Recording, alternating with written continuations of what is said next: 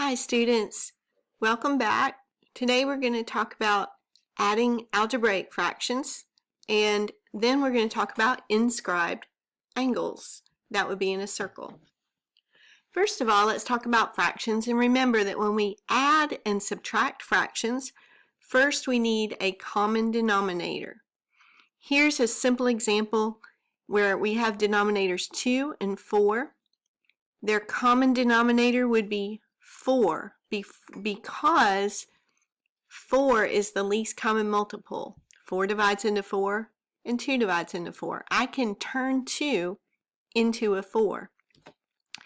I can do that by looking at the denominator. What does 2 need to become a 4? It needs to be multiplied times 2. Whatever I do to the denominator, I do to the numerator. That way I'm really multiplying by the number 1. So now I have 2 times 1 over 2 times 2. And then my other fraction, I have common denominators. I can add the numerators and I get my answer. That's super easy, but let's apply it to algebraic fractions. In algebra, the letters are factors, and I need a common denominator that has all of the factors in it. So I look at each factor individually. I have 2, I have A's, I have X's. For my numbers, 2 is the largest factor. 2 divides into 2, 1 divides into 2, and 1 divides into 2. For my A's, I go through and I see how many times A is used the most times. It's used with an exponent of 1 here, 1 here, and 1 here. So I just need 1A. That's the lowest amount of A's that they will all divide into. My next factor is X. I go through and find the most times X is used. In my first fraction denominator, there is no X. The second denominator, I use X twice. The third denominator, I use X 3 times. So 3 is the most times I use that X in a denominator. This gives me my common denominator. I need each of these top denominators to become 2a x to the third. I go to my first fraction and I have a 2 and I have an a. What's missing is my x to the third power. Now it looks like my common denominator. But whatever I multiply times the denominator, I must also multiply times the numerator. Now my first fraction becomes the numerator multiplied, kx to the third, over my denominator multiplied. Let's change the second fraction. I want it to become 2ax to the third. In my denominator, I don't have a 2, so I need to multiply by a 2. I have an a, and I have 2 x's, but I need 1 more to make x to the third. So I need to multiply times another x. That makes my denominator into my common denominator. But whatever I do to the bottom, I have to do to the top to keep it equal. So now my denominator multiplied is 2ax to the third, and my numerator multiplied and put in order would be 2bcx. Now let's look at our third fraction. In our third fraction, the ax to the third is my denominator, but I want it to become 2ax to the third. My denominator is missing the factor of 2. It has an a and it has an x, and it is to the third power.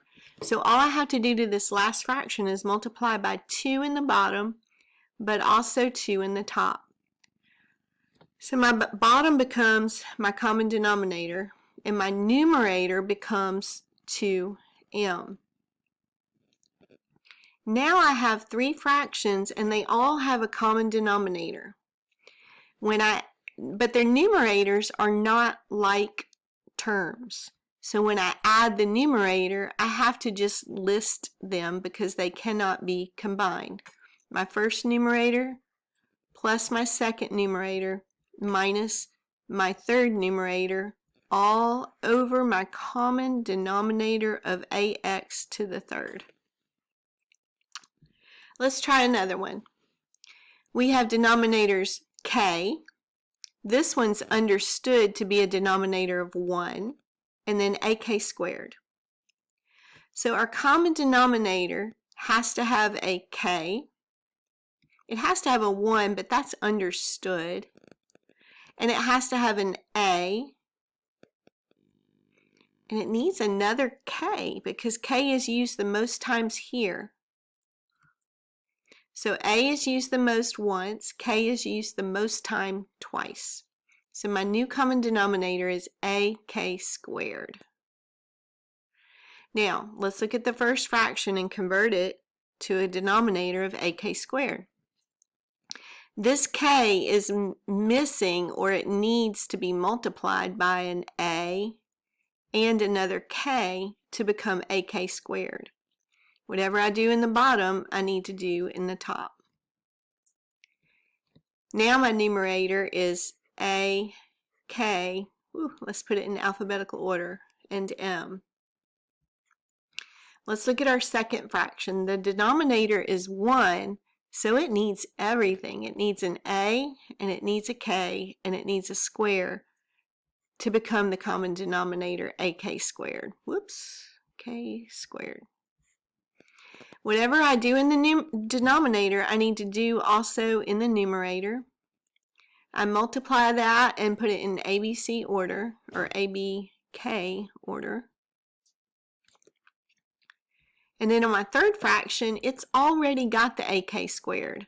I don't have to change it.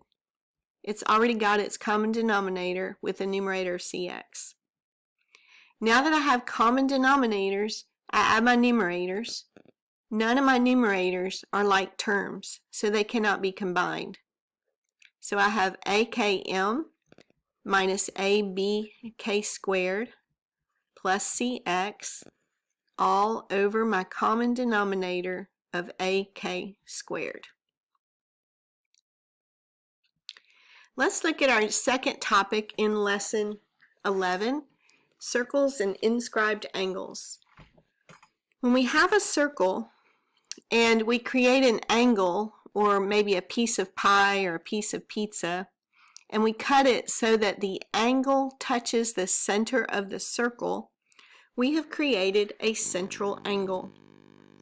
We're used to measuring angles between segments, like right here.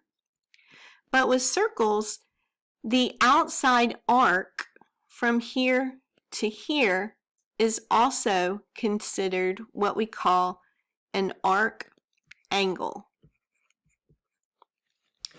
And we learned that when you go all the way around a circle, all of the arc angles should equal 360 degrees. Now we're going to take our arc angle and draw lines to the center angle, and we call that a central angle. And this central angle should equal our arc angle. Central angles are pretty straightforward. They equal the arc angle. But sometimes we have this arc angle, 44 degrees, from here to here. And we create sides, but they touch the other side of the circle. This is what we call an inscribed angle. When we have an inscribed angle, it's scribed or written inside the circle. And it creates an angle here. Now this angle is 44 degrees, the central angle. But this angle down on the bottom is smaller than 44. In fact, it is half of the central angle. So this angle, this inscribed angle, would actually be 22 degrees. So now you know how to calculate the inscribed angle, or if you're given the inscribed angle, you would double it to get this outer arc angle. Inscribed angles can touch the circle in any place as long as the two sides create this arc. So an inscribed angle could be here, and that's still half or 22 degrees. The inscribed angle could touch way over here. Whoops. And this would still be 22 degrees. As long as the vertex touches the circle and each side touches the other side of the circle, the inscribed angle is half of the arc angle. It doesn't matter where the vertex touches, whether it's here or here. It could touch anywhere on the circle and still have a 22 degree inscribed angle. Now I think you're ready for your homework.